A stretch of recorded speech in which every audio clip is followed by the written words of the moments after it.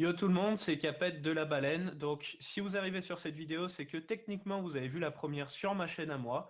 Sinon, je vous invite à aller la voir. On explique tout simplement le projet La Baleine, qu'est-ce que c'est, dans quelle optique et pourquoi nous suivre. Aujourd'hui, donc, on va parler dans cette vidéo de comment acheter des bitcoins et d'autres différentes altcoins, mais on va rester déjà sur le sujet principal, c'est le bitcoin, et par quels moyens. Donc, par carte bancaire, par virement bancaire ou d'autres solutions de paiement comme PayPal, Skrill et PaySafeCard, parce que je sais que vous avez des tonnes de solutions de paiement, vous avez de l'argent un peu partout, et vous avez envie de choper du bitcoin facilement, rapidement, et vous ne savez pas par où commencer. Donc, on vous a préparé un petit quelque chose avec l'équipe. Bah, ce que je vais faire, c'est que je vais laisser la parole à Jérémy. Il va prendre le contrôle de l'écran, il va vous montrer un petit peu tout ça. C'est parti. Alors merci Capet. Alors maintenant voilà, justement on va se retrouver sur les différents sites pour acheter des bitcoins. Alors la première partie ça sera acheter par carte bancaire et ensuite acheter par virement qui vous sera faite par Capet le vrai. Alors le premier site que je vais vous présenter c'est cux.io. Il a une grande facilité d'utilisation et la qualité de service elle est vraiment excellente. La réception elle se fait instantanément du moment que vous avez payé et qu'il n'y a pas de souci avec votre carte. Après, il y a les commissions de 3,5% et de 25 centimes de dollars. Les commissions, il faut aussi dire qu'on paye à chaque fois 3,5% quand on met de l'argent sur le site. Mais ensuite, pour convertir des euros en bitcoin, ça sera que 0,25% la plupart du temps sur tous les sites. C'est les frais de carte bancaire qui font que vous payez 3,5%. Après, la limite mensuelle, elle est assez élevée, c'est 30 000 dollars. Donc voilà, rapide et simple d'utilisation, mais c'est juste les vérifications qui sur ce site pourront être un peu fastidieuses. Ça prend 15 minutes à vraiment tout faire. Alors voilà, pour mettre des fonds dessus, il vous suffit d'aller déposer des euros, des dollars là dans mon cas. Vous choisissez le paiement par carte, le paiement par virement bancaire, ça sera sur un autre site qui sera mieux fait pour. Et donc là, vous choisissez votre carte que vous avez déjà mis avant.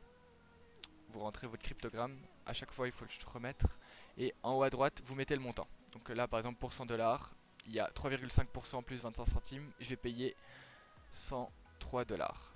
Donc après vous mettez deposit, le paiement part, et la vérification devrait arriver. Et donc là c'est 3D Secure, ou bien là dans c'est Secure Code, pour moi vu que je suis chez Mastercard, vous mettez le Secure Code, et après le paiement sera fait instantanément. Donc voilà. Après, Coinbase, c'est le même principe, sauf que l'inconvénient, ça va vraiment être que c'est 100 euros par semaine les 40 premiers jours et ensuite vous aurez le droit à 500 euros. Donc 40 jours, ça peut être assez long. Et il est vraiment rapide aussi et simple d'utilisation. Et il y a une commission de 4%. Donc voilà. Et par contre, avec ce site, on vous offre 10 euros si vous utilisez votre lien dès que vous achetez pour 100 euros. Donc ça vous évite d'avoir la commission. Le lien CEX qu'on vous fournit, il est aussi parrainé. Donc voilà, sur Coinbase, il suffit aussi d'aller sur acheter et vente. Vous choisissez là et vous mettez combien vous voulez. Donc par exemple dans le cas 50 euros. Et vous mettez 30. Voilà. Et payer instantanément. Après c'est confirmer l'achat. Et c'est exactement le même principe que CEX. Donc maintenant je vous laisse avec Capet Levray qui va vous faire la partie virement bancaire. Bah, je te remercie, Jérémy. Donc, juste pour passer rapidement sur la carte bancaire, CEX, c'est 3,5% de fees. Et ensuite, c'est 25 dollars, 0,25 dollars et pas 0,25%. Donc, en fait, c'est encore plus bas que ce qu'il vous a expliqué. Donc, c'est vraiment des solutions qui sont intéressantes par carte bancaire. Moi, je suis pas trop fan parce que ça reste quand même de la commission bancaire de l'ordre de 4%, tandis que le virement, vraiment, on est sur des commissions qui sont infimes. On parle de 0% pour ajouter des fonds et environ 0,25% pour la conversion en Bitcoin. Donc, je vais lancer le record de mon côté. Hop, ça lance. C'est parti. Bah, je vais vous montrer mon compte Kraken. On se met en plein écran. Vous pouvez voir en fait que quand vous allez vous connecter pour la première fois sur votre compte Kraken, vous n'aurez pas accès aux mêmes options que moi. C'est-à-dire que moi, si je vais dans Funding par exemple, j'ai toutes les solutions de paiement, tandis qu'au début, vous n'avez pas tout ça de débloqué. C'est normal. En fait, au départ, il faut faire les petites vérifications. Donc Get Verified, donc la tier 0, tier 1 et tier 2. Vous scrollez un petit peu en bas, vous avez juste à indiquer vos informations. Moi, je les cache au montage, hein, bien entendu. Et une fois que vous avez validé ces petites vérifications, vous allez pouvoir ajouter des fonds en euros sur votre compte. Donc, ça se passe dans Funding. vous faites EUR, hop, pour choisir en gros la devise. Ensuite, la méthode, nous, c'est du virement SEPA si on est en Europe. Voilà.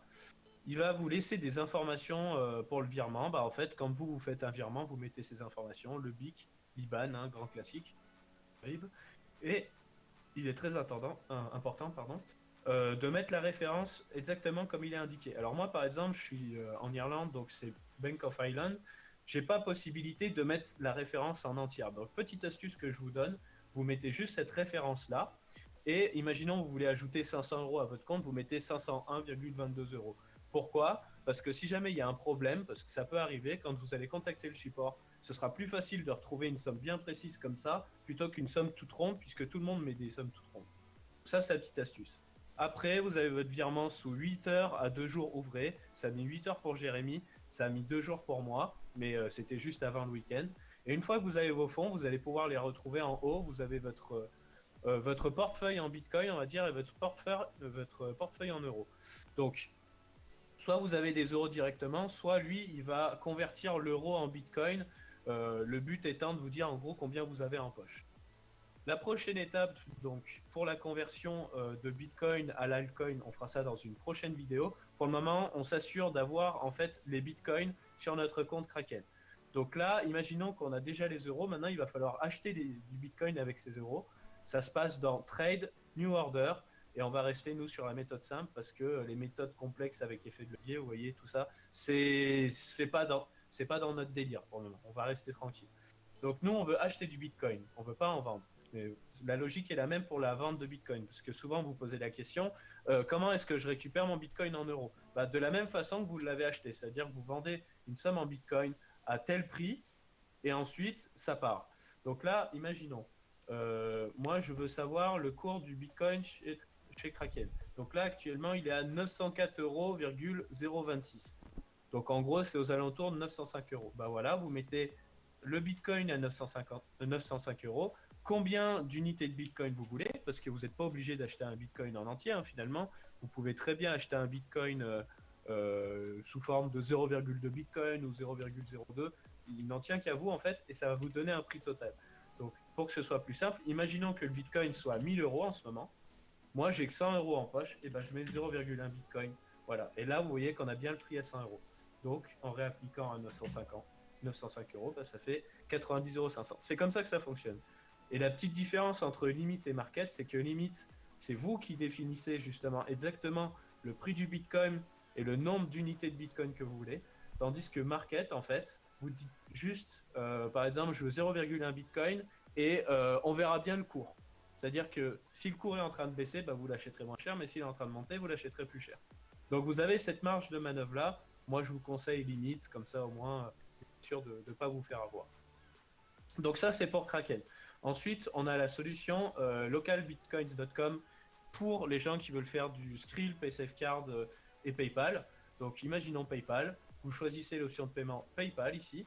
Ensuite, votre pays, donc moi je suis en Irlande, mais vous, ça va être la France par exemple, paf, vous faites rechercher. Et là, vous allez voir les tarots. Alors là, je vous dis clairement, les gars, la conversion de PayPal à Bitcoin, comme ça, de particulier à particulier, le Bitcoin va vous coûter très cher. C'est vraiment pas intéressant du tout. On vous propose la solution parce que vous la demandez, mais c'est pas une solution que je recommande.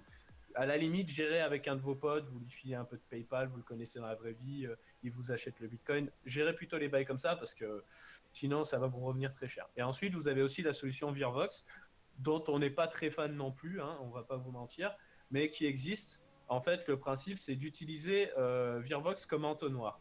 Entonnoir, je m'explique. En gros, vous voulez convertir votre PayPal en Bitcoin. En fait, vous allez acheter la monnaie de Virvox, je crois que c'est l'OM ici. Le SLL. Le SLL, voilà. Vous allez acheter la monnaie de Virvox en PayPal et ensuite vous allez acheter du Bitcoin avec cette monnaie Virvox. En fait, elle sert un petit peu de monnaie d'échange pour prendre de la crypto-monnaie. Donc, je vous ai laissé sur le Drive un petit tuto vidéo que j'ai trouvé sur YouTube qui explique comment acheter du Virvox. Voilà, ce sera dans la description. Vous pouvez suivre le tuto. Mais en tout cas, c'est des solutions que je ne recommande pas trop. Pour terminer, on avait dit donc Virvox, Local Bitcoin, Kraken, c'est bon, on a fait le tour. Je vais donc laisser la main à mon ami Hotman pour qu'il vous fasse une petite morale par rapport à ça, parce que c'est très important. À toi, Hotman. Alors oui, donc maintenant je vais vous parler un petit peu de l'aspect moral au niveau de la crypto-monnaie. Donc ce qu'il faut savoir, c'est que si vous êtes mineur, on vous recommande absolument pas la crypto-monnaie et tout ce qui est investissement en général, parce que ça représente quand même en fait un certain investissement, que ce soit au niveau du temps et au niveau de l'argent. Et si vous êtes mineur, premièrement, vous n'avez peut-être pas forcément les moyens d'investir une certaine somme. Et si le cas se présente, enfin, parlez-en à vos parents avant quand même, qu'ils soient au courant de vos agissements, etc. C'est super important. Investissez surtout à la hauteur de vos moyens. Investissez jamais plus que ce que vous êtes susceptible de perdre. En gros, c'est-à-dire n'investissez pas l'argent de vos impôts ou ce que vous avez mis de côté pour votre appartement, votre loyer ou quoi que ce soit. Et c'est tout. Bon bah écoute, je pense qu'on va pouvoir clôturer cette vidéo là-dessus. On tenait à vous faire ce message, c'est très important parce que la crypto-monnaie, on va le voir ensemble, c'est quand même un sujet encore très flou dans la tête des gens, mais aussi bien au niveau de la loi en France, en Europe et à l'international. C'est un sujet très complexe qu'on va devoir décortiquer ensemble et c'est pour ça que vous devez faire attention avec ce que vous misez, aux impôts que vous devez payer, etc. On ne rigole pas avec ça. Pour terminer, bah, je remercie Jérémy et Otman de nous avoir accompagnés pour cette première vidéo. Vous pouvez nous suivre sur Discord, Twitter, Twitch, YouTube. On va essayer d'être partout et de vous expliquer plus en détail qu'est-ce que c'est la blockchain, qu'est-ce que c'est le crypto trading, la crypto-monnaie, la monnaie cryptographique, qu'est-ce que ça va nous apporter. Et on espère que ça va vous plaire. Passez une excellente soirée ou journée, hein, finalement, et ciao tout le monde.